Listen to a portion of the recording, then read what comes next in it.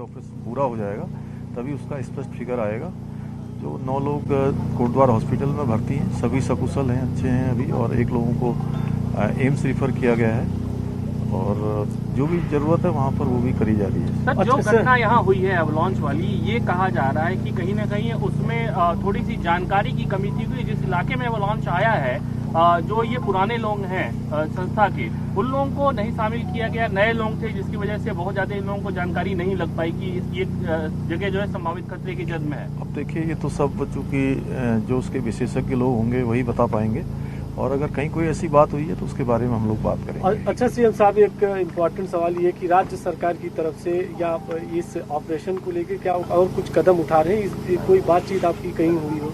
नहीं, लगातार जैसे ही कल हमें मालूम चला था तो मैंने रक्षा मंत्री जी से बात करी थी, और वायुसेना के हेलीकॉप्टरों की इस समय ज़रूरत थी तो वायुसेना के हेलीकॉप्टर यहाँ पर आ गए हैं। रात्रि में माननीय प्रधानमंत्री जी ने भी स्वयं जो है उन्होंने जानकारी ली है, और उन्होंने कहा है कि कोई भी यहाँ पर किसी भी प्रकार की आवश्यकता होती है तो उसको उस स्तर पर किया जाएगा, और जो लोग रेस्क्यू ऑपरेशन में लगे हैं उनसे हम लोग बात करने के लिए यहाँ पर आए हुए हैं।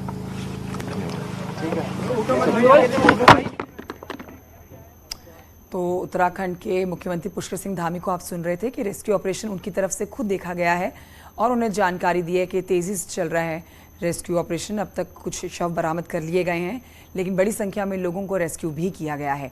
10 लोगों को रेस्क्यू किया गया है सकुशल, 4 शव बरामद किए गए हैं। टीमें अभी यहीं डटी हुई हैं, सेना के जवान मौजूद हैं, SDRF NDRF की टीमें मौजूद हैं, ITBP के जवान भी आज सुबह ही पहुंचे हैं वहां पर विशेष हेलीकॉप्टर से, और अब ऑपरेशन और बड़े लेवल पर होना शुरू हो गया है क्योंकि मुख्यमंत्री पुष्कर सिंह धामी भी इस समय घटनास्थल पर मौजूद हैं। आज का कार्यक्रम उनका घटनास्थल पर पहुंचकर रेस्क्यू ऑपरेशन देखना और साथ में ये भी जानकारी दें कि परिजनों से भी मुलाकात का उनका कार्यक्रम है। मृतकों के परिजनों से मुलाकात कर सकते हैं मुख्यमंत्री पुष्कर सिंह धामी। इस समय मीडिया से बात कर रहे थे और उन्होंने ये भी जानकारी दी है कि इस समय रक्षा मंत्री राजनाथ सिंह भी उत्तराखंड में ही मौजूद हैं, तो उन तक भी पल पल की जानकारी पहुंचाई जा रही है। राहत बचाव का काम तेजी से चल रहा है। कोटद्वार से सीधा मातली पहुंचे हैं मुख्यमंत्री पुष्कर सिंह धामी। अभी कुछ देर पहले मीडिया से बात भी कर रहे थे। राहत और बचाव का काम जो चल रहा है, जो रेस्क्यू ऑपरेशन चलाया जा रहा है इस समय ऑपरेशन घटनास्थल पर, वो बहुत तेजी से चल रहा है और उसी को देखने के लिए मुख्यमंत्री यहाँ स्वयं पहुंचे हैं। हाँ, लाइव काट लीजिए सीएम परिजनों से।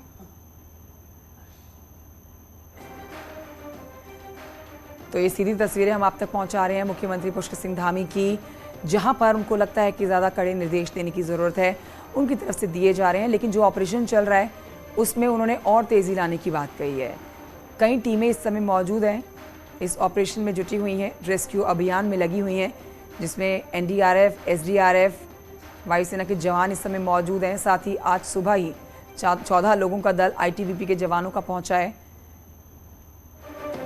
और कुल मिलाकर इस जॉइंट ऑपरेशन में जल्द से जल्द उन लोगों को सकुशल बाहर निकालने की है जो इस आपदा में फंस गए हैं।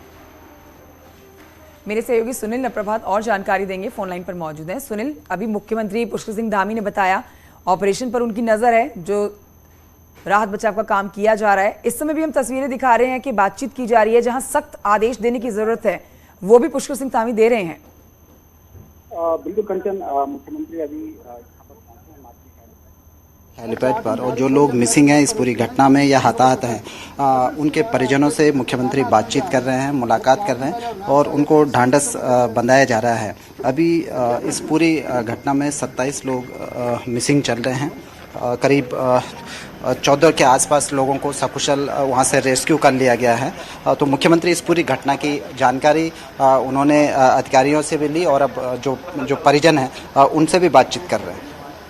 ठीक है, तो ये परिवार के लोग हैं जिनके साथ इस समय मुख्यमंत्री पुष्कर सिंह धामी मौजूद हैं। परिवार के लोगों की तरफ से क्या कुछ मांग की जा रही है? उनके अपने रेस्क्यू ऑपरेशन में कब तक मिल जाएंगे, ये हर परिवार की तरफ से मांग उठ रही होगी।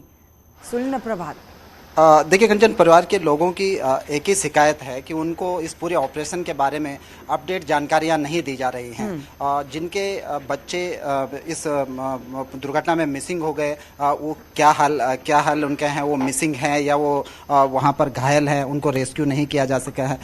इस संबंध में कोई अपडेट परिजनों को नहीं दी जा रही और इसी बात से परिजनों में हल्का सा गुस्सा भी देखा जा रहा है कि जो पूरे घटनाक्रम की जो जानकारी है, चूंकि उनके बच्चे हैं जो एडवांस कोर्स वहाँ पर करने गए थे, वो अब किस हाल में हैं, इसकी परिजनों को अभी तक जानकारी नहीं है। हम देख रहे हैं कि सुबह से लगातार परिजन यहाँ पर हैं। जब भी कोई हेली यहाँ पर पहुँचता है तो परिजन दौड़कर पहुँच जाते हैं कि क्या पता जो घायल आ रहे हैं उनमें उनका कोई अपना शामिल हो। तो सुबह से बड़ी संख्या में यहाँ पर परिजन भी पहुँचे हुए हैं। एक सवाल ये सुनील अप्रभात, क्योंकि इतनी बड़ी प्राकृतिक आपदा आई है और कई लोग अभी फंसे हुए हैं, एक बड़े लेवल पर यहाँ पर ऑपरेशन भी चलाया जा रहा है और रक्षा मंत्री राजनाथ सिंह भी उत्तराखंड में ही मौजूद है, क्या उनके भी यहाँ पर पहुँचने की कोई खबर है? पहुँच सकते हैं वो भी जो रेस्क्यू ऑपरेशन चलाया जा रहा है उसको देखने के लिए? देखिए, अभी रक्षा मंत्री के आने का कोई कार्यक्रम नहीं है, कोई सूचना भी यहाँ पर नहीं है, लेकिन मुख्यमंत्री यहाँ पर पहुँचे हैं। उनके साथ साथ पूर्व मुख्यमंत्री रमेश पोखरियाल निशंक भी मौजूद हैं। मुख्यमंत्री ने खुद अभी प्रेस कॉन्फ्रेंस में कहा कि जो भी जरूरी कदम उठाने होंगे वो राज्य सरकार उठाएगी और इसके अलावा भी यहाँ पर लगातार जो रेस्क्यू ऑपरेशन है वो एयरफोर्स के द्वारा यहाँ पर चलाया जा रहा है, आर्मी के द्वारा चलाया जा रहा है। NIM के जो 25 इंस्ट्रक्टर हैं जो इसमें जो अनुभवी है सर्च एंड रेस्क्यू ऑपरेशन में, उनको मैनुअली भी वहाँ पर लगाया गया है। जो 27 लोग मिसिंग हैं उनको मैनुअल तरीके से खोजा जा रहा है और इसके अलावा जो लोग बेस कैंप में हैं, जो घायल हैं, जो वहाँ पर मौजूद हैं, उनको हेली के जरिए रेस्क्यू किया जा रहा है। सुनील प्रभात, आज सुबह ही ITBP के जवानों का दल भी इस ऑपरेशन में जुड़ चुका है, तो क्या माने कि अब ऑपरेशन और तेजी से किया जा रहा होगा? रेस्क्यू ऑपरेशन कहाँ तक पहुँचा है और वहाँ से क्या अपडेट्स हैं? देखिए, रेस्क्यू ऑपरेशन ये सामान्य ऑपरेशन की तरह ये संचालित नहीं होगा, क्योंकि करीब 17,000 फीट की ऊंचाई है जहां पर लोगों के एवलांच में दबे होने की आशंका जताई जा रही है। वहां तक पहुंचना अपने आप में बहुत टिपिकल है। जब हम NIM के एक्सपर्ट से, NIM के लोगों से बातचीत कर रहे थे तो उनका कहना था कि एक बहुत टफ है वहाँ तक पहुँचना मैनुअली भी। कल भी वहाँ पर पहुँचने की कोशिश की गई थी, लेकिन वेदर ख़राब हो गया तो लोगों को रास्ते में ही कैंप करना पड़ा। तो पहले चैलेंज ये होगा कि वहाँ तक पहुँचा जाए जहाँ पर एवलांच आया था, जहाँ पर उनके दबे होने की आशंका है। उसके बाद वहाँ पर बने रहना, वहाँ पर सर्च ऑपरेशन चलाना, वो अपने आप में बड़ा टफ काम है।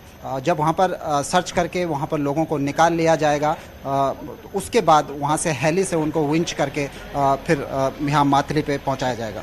ठीक है, एक ये सवाल कि वहाँ पर इस समय परिस्थितियाँ कैसी बनी हुई हैं? कुछ लोगों का रेस्क्यू किया जा रहा है और कुछ लोग अभी भी लापता हैं। परिवार के लोग इस समय वहाँ पर मौजूद हैं, अपनों की तलाश के लिए वहाँ पर पहुँचे हुए हैं, जो सवाल भी उठा रहे हैं कि उनको अपडेट नहीं दिए जा रहे हैं ठीक से। तो क्या परिस्थितियाँ बनी हुई है? शांतिपूर्ण तरीके से ऑपरेशन चल सके, क्या इसके लिए भी बंदोबस्त किए गए हैं? देखिए, ऑपरेशन तो लगातार कंटिन्यूस जारी है। यहाँ पर ये माथली हेलीपैड है, आप देख सकते हैं कि ये तमाम वो लोग हैं जिनके अपने इस ऑपरेशन में थे। सर, आप मसूरी से हैं जी। कौन था इस पूरे ऑपरेशन में? मेरा भतीजा था कपिल पवार जी।